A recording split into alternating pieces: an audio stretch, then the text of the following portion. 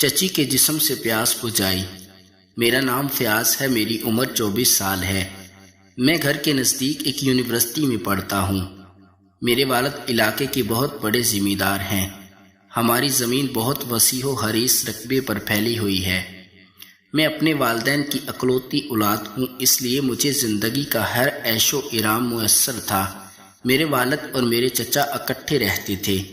میرے چچا کی عمر ابو سے 10 سال کم ہے۔ میرے چچا کی عمر 35 سال ہے، جبکہ میرے والد 45 سال سے زیادہ عمر کے تھے۔ ایک دن میرے ابو کہیں جا رہے تھے کہ راستے میں ان کا ایکسیڈنٹ ہو گیا اور وہ موقع پر ہی فوت ہو گئے۔ میری والدہ 2 سال پہلے ہی چل بسی تھی۔ ابو کے انتقال کے بعد میں نے اپنی تعلیم کو خیر آباد کہا اور اپنے چچا کے ساتھ رہنے لگا۔ میری چچی کا نام صوبیہ ہے۔ چچی کے 2 بچے ہیں، 6 سالہ بیٹے کا نام مبشر اور چھوٹی 4 سالہ بیٹی مہوش ہے۔ چچی جان مہوش کو ہر وقت سمجھاتی رہتی تھی کہ وہ میرے ساتھ نہ کھیلا کرے، جبکہ وہ چھوٹی سی معصوم بچی ہے اور وہ ہمیشہ میرے ساتھ ہی کھیلتی ہے۔ وہ مجھ سے اتنی مانوس ہو گئی تھی کہ اپنی ماں کے روکنے ٹوکنے پر بھی میرے پاس ہی چلی آتی۔ انہی دنوں کی بات ہے کہ ایک دن چچا جان زمین کے لین دین کے سلسلے میں کہیں شہر سے باہر گئے۔ شام ہوتے ہی مہوش میرے کمرے میں آئی اور وہیں فرش پر لیٹ گئی۔ میں مہوش کو بچوں کی کہانیاں سنا رہا تھا۔ وہ بچوں کی کہانیاں سنتے سنتے سو گئی۔ میں وہاں سے اٹھ کر چچی کے کمرے کی طرف جانے لگا تاکہ ان سے کہہ سکوں کہ وہ مہوش کو اٹھا لیں۔ چچی کے کمرے کا دروازہ اور گھر کی تمام کھڑکیاں بند تھیں۔ میں نے بے دھڑک ہو کر دروازے پر زور سے دستک دی۔ چند لمحوں تک خاموشی رہی، پھر چچی کی مدھم سی آواز آئی، کون ہے؟ فیاض ہو تم؟ میں نے جواب دیا، جی ہاں چچی، میں ہوں۔ چچی بولی، کیا کام ہے؟ میں نے کہا، چچی جان مہوش سو گئی ہے، آپ اسے اٹھا کر لے جائیں۔ چچی نیم غنودگی میں بولی کہ فیاض تم مجھے سکون سے سونے دو، میں بعد میں آ کر اسے لے جاؤں گی، تم میری نیند خراب نہ کرو۔ چچی آپ سوتی رہو گی اور مہوش بیچاری فرش پر ہی پڑی رہے گی۔ چچی کی غصے بھری آواز سنائی دی، فیاض جب بھی دیکھو تم بحث کرنے پر تل جاتی ہو، جاؤ اپنے کمرے میں بھاگ جاؤ، نہیں تو میں وہیں آ کر پٹائی کروں گی۔ لیکن میں وہیں ایک جگہ جم کر کھڑا رہا اور ایک دروازے کو ہی گھورتا رہا۔ اگر دروازہ کھلا ہوتا تو میں خود ہی مہوش کو اٹھا کر چچی کے کمرے میں لے جاتا اور چچی کے پاس سلا دیتا، مگر میری چچی ایسی اکھڑ مزاج عورت تھی کہ اٹھ کر دروازہ نہیں کھول رہی تھی اور منہ سے بک بک کیے جا رہی تھی۔ میں بھی بہت دیر تک ڈھیٹ بنا وہیں کھڑا رہا اور اس کے دروازے کو گھورتا رہا۔ اچانک مجھے دروازے کے پیچھے سے دھیمی دھیمی سی آواز کی باتیں آنے لگی۔ جب میں نے غور سے سنا تو وہ کسی مرد کے بولنے کی آواز تھی۔ وہ دھیمی آواز میں کہہ رہا تھا کہ صوبیہ تم خواہ پریشان ہو رہی ہو، تمہارا بھتیجا فیاض تو چلا گیا ہے۔ اچانک چچی کی سہمی ہوئی آواز آئی، ابھی نہیں، تم اسے نہیں جانتے۔ مجھے یوں لگ رہا ہے جیسے وہ ابھی بھی یہاں کھڑا ہے۔ میرے ذہن میں ایک بات آئی کہ چچی کے کمرے میں کون شخص ہو سکتا ہے۔ خیر میں اپنے کمرے میں واپس آ گیا۔ تھوڑی دیر بعد چچی میرے کمرے میں آئی اور انہوں نے بڑے غصے بھری نظروں سے مجھے دیکھا اور پھر مہوش کو اٹھانے لگی۔ میں نے پوچھا، چچی کیا آج آپ سے کوئی رشتہ دار ملنے کے لیے آیا ہے؟ چچی مجھے گھور کر دیکھنے لگی۔ تھوڑی دیر کے لیے ان کے چہرے پر پریشانی اور گھبراہٹ طاری ہوئی، لیکن پھر جلدی سے انہوں نے اپنے آپ کو کنٹرول کر لیا۔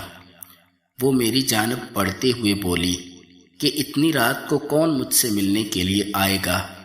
مجھے لگتا ہے تمہارا دماغ خراب ہو گیا ہے، لیکن میں نے آپ کے کمرے میں کسی مرد کے بولنے کی آوازیں سنی ہیں، اس لیے میں پوچھ رہا ہوں۔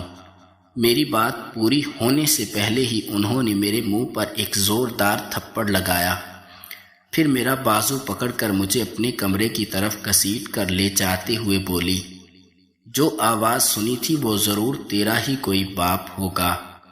میں نے جب ایک جھٹکے سے اپنا بازو چھڑوایا اور غصے سے کہا، خبردار اگر آپ نے میرے مرے ہوئے باپ کا نام اپنی زبان سے لیا تو ورنہ میں لحاظ نہیں کروں گا کہ آپ کا اور میرا رشتہ کیا ہے۔ میں ڈٹ کر ان کے سامنے کھڑا ہو گیا۔ اب چچی حیرانی سے مجھے سر سے پاؤں تک بڑی غور سے دیکھنے لگی۔ میں 24 برس کا تھا اور قد ان کے برابر ہو گیا تھا۔ شاید پہلی بار چچی میرے اونچے قد کو دیکھ کر حیرانی سے دیکھ رہی تھی۔ پھر وہ پیچھے ہٹ گئی اور اپنے کمرے کا دروازہ کھولتے ہوئے بولی، لو فیاض دیکھ لو، یہاں کوئی بھی نہیں ہے۔ تمہیں ضرور کوئی غلط فہمی ہوئی ہے۔ تم نے میرے کمرے میں سے کسی کی آواز نہیں سنی ہوگی۔ لیکن میں بھی اپنی ضد پر اڑا رہا کہ میں نے وہ آواز سنی ہے۔ میں جلدی سے کمرے کے اندر چلا گیا اور چاروں طرف اس کو تلاش کرنے لگا۔ چچی واپس جا کر مہوش کو لے آئی تھی۔ اسے بستر پر سلاتے ہوئے بولی، فیاض ابھی تمہاری تسلی نہیں ہوئی؟ میں نے ادھر ادھر بہت دیکھا لیکن مجھے کچھ بھی نظر نہیں آیا، اور پھر جیسے ہی مایوس ہو کر باہر آنے کے لیے مڑا، مجھے اچانک ہی بیڈ کے نیچے سے کچھ حرکت محسوس ہوئی۔ میں نے جب قریب جا کر دیکھا تو وہ میرے لیے اجنبی آدمی تھا۔ میں نے اسے گردن سے پکڑ کر بیڈ کے نیچے سے کھینچ کر باہر نکالا۔ یہ دیکھتے ہی چچی پریشان ہو گئی۔ اس آدمی نے مجھے زور سے دھکا دیا جس سے میں دور جا گرا، اور وہ آدمی سر پر پاؤں رکھ کر وہاں سے بھاگ گیا۔ میں اس کے پیچھے بھاگنے لگا لیکن وہ لمحوں میں ہی آنکھوں سے اوجھل ہو گیا تو چچی نے مجھے پکڑ لیا اور اس کے پیچھے نہ جانے دیا۔ جب وہ دور چلا گیا تو میں نے چچی سے کہا کہ چچی کون آدمی تھا؟ کیا تمہارا کوئی رشتہ دار ہے یا کوئی بھائی؟ یہ سنتے ہی چچی رونے لگی کہ یہ شخص اس کے دور پرے کا رشتہ ہے۔ اب میرا بھی حق بنتا تھا کہ میں چچی کے ساتھ سب کچھ کر سکتا، کیونکہ میں نے اس شخص سے چچی کو سب کچھ کرتے ہوئے دیکھ لیا تھا اور اوپر سے پکڑ لیا تھا۔ پھر چچی نے میرے ساتھ بھی ساری حدیں پار کر دی اور مجھے بیڈ پر لٹایا اور میرے کپڑے اتار کر مجھے وہ سکون دیا جو میں نے پوری زندگی حاصل نہیں کیا تھا۔ اب چچی روز ہی میرے طوطے کو اپنی چڑیا میں ڈالنے کی عادی ہو چکی تھی، اور چچا رات کے وقت حویلی نکل جاتی اور میں چچی کے ساتھ پوری رات مزے کرتا رہتا۔ اب میں چچی کی چڑیا کو روز ہی اپنی زبان لگا کر کھانے کا عادی ہو چکا تھا، اور چچی بھی میرے طوطے کو اپنے منہ سے کھانے لگی تھی، اور ہم ایسے ہی ایک دوسرے کا پانی نکال کر پھر پوری رات ایک دوسرے کے اوپر لگاتی تھی۔